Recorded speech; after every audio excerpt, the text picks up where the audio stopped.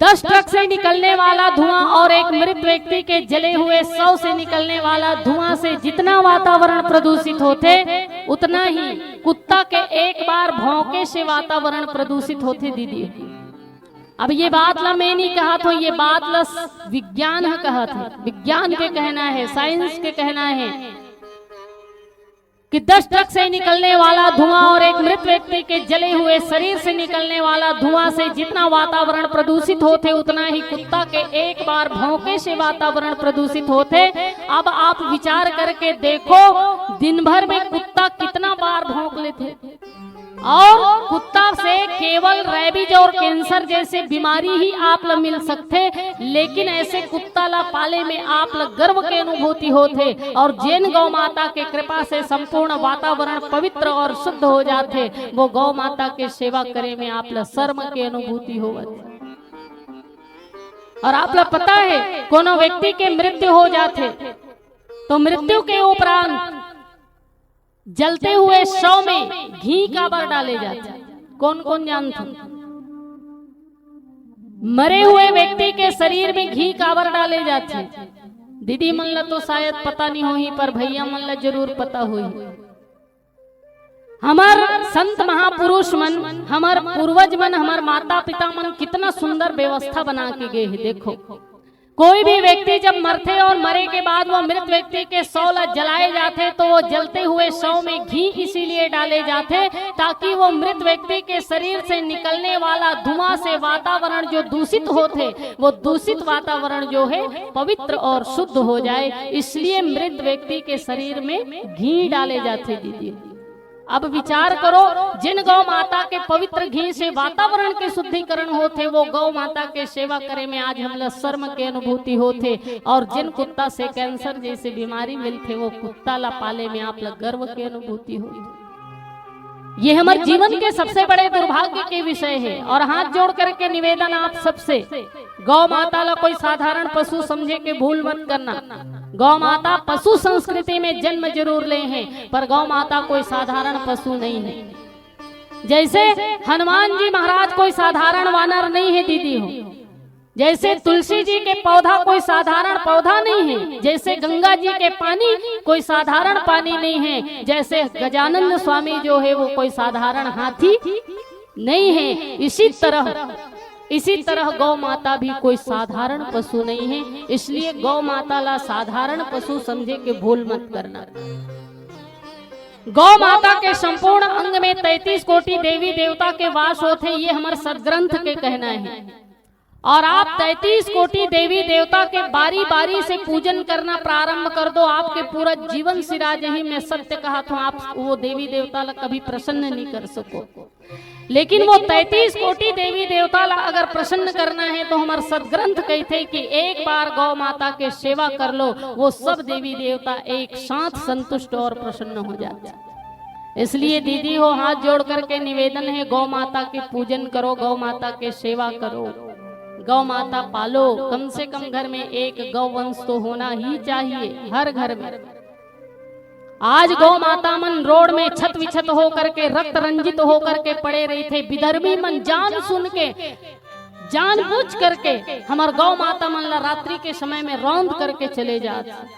ऐसे गौ माता के दुर्दशा आए दिन देखे बर मिलते, आत्मिक रूप से बहुत ज्यादा पीड़ा होते दाई हो। और वो गौ माता हम सब ला हाथ जोड़ के भीख मांगा थे और कहा थे कि बेटा मैं धर्म के स्वरूप हूँ रे, मैं धर्म हूँ बेटा, मोर रक्षा कर, मैं धर्म हूँ बेटा, मोर सेवा कर, धर्म की सेवा कर बेटा।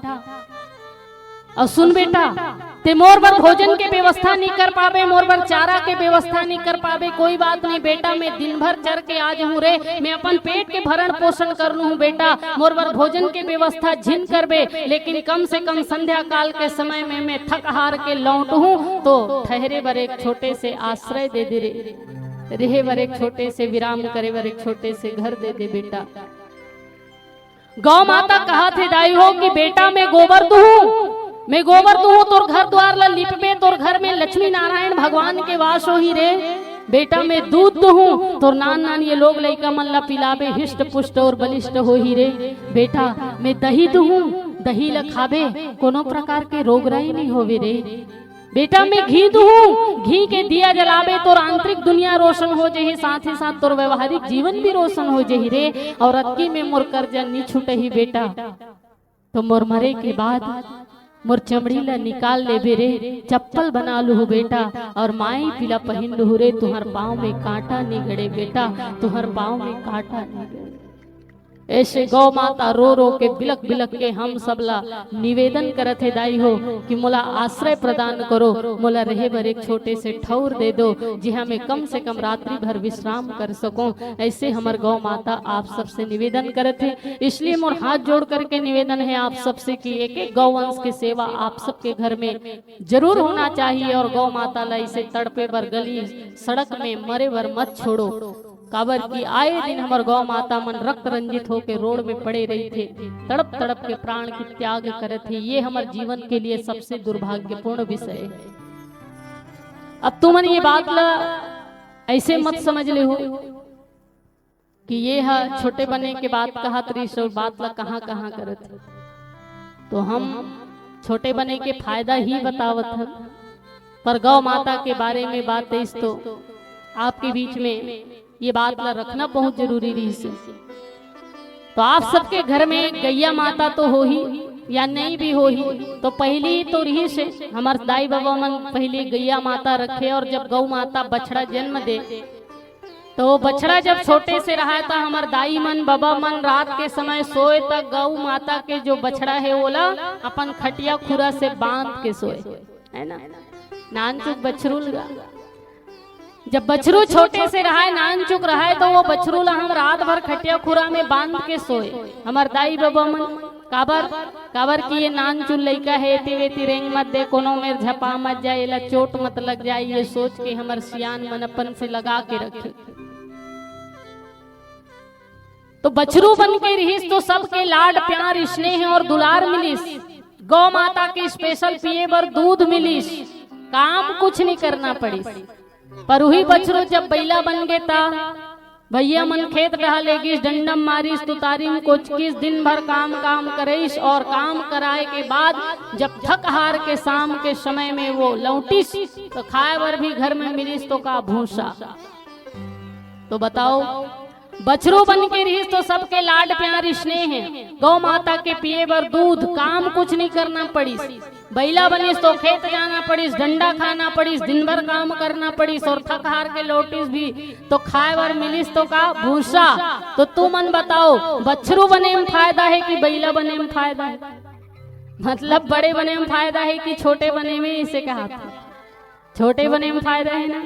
तो छोटे बने में जो लाभ है, छोटे बने में जो फायदा है वो बड़े बने में नहीं है दीदी हो। इसीलिए भगवान श्री गणेश जी महाराज अपन बौना स्वरूप के द्वारा हम सब ला सुंदर शिक्षा देते कि व्यक्ति के जीवन में सदैव विनम्रता के भावना होना चाहिए, झुके के भावना होना चाहिए। समाज के सामने सदैव विनम्र बन के रहने वाला व्यक्ति के प्रत्येक कार्य जो है वो सानंद भाव से संपन्न हो जाते। इसलिए हर व्यक्ति के जीवन में छोटे बने के भावना होना चाहिए। ये सुंदर से शिक्षा भगवान श्री गणेश जी बौना स्वरूप के द्वारा देते हैं।